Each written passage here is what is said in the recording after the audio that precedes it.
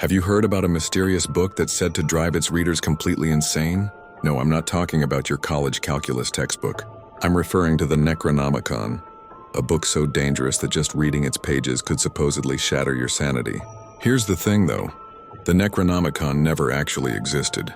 It was created by horror fiction writer H.P. Lovecraft in 1922, appearing first in his short story, The Hound.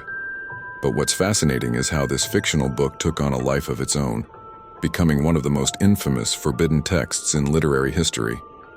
Lovecraft described it as a book written by the mad Arab Abdul al-Hazred, containing spells and forbidden knowledge about cosmic horrors and ancient gods.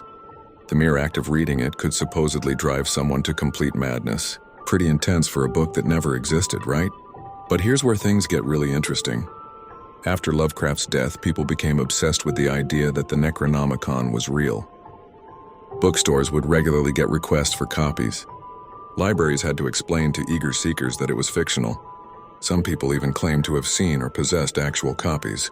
This mass delusion got so intense that several authors actually created and published their own versions of the Necronomicon. These fake grimoires claimed to be translations of the original text, feeding into the growing mythology. Some occult practitioners even incorporated these manufactured versions into their rituals, believing them to hold genuine magical power. The Necronomicon has since appeared in countless books, movies, and games, becoming a cultural icon of forbidden knowledge.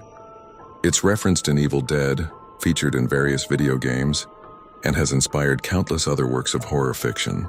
But perhaps the most intriguing aspect of this story is what it tells us about human nature. How can a completely fictional book become so real in people's minds that they're convinced of its existence? It shows the powerful grip that myths and legends can have on our collective imagination.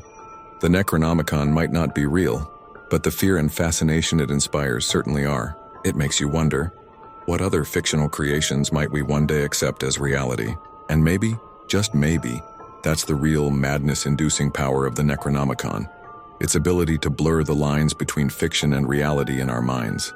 So next time someone tells you they found a copy of the Necronomicon, you might want to remind them that the only place this infamous book truly exists is in our imagination, which, when you think about it, might be the most powerful place of all.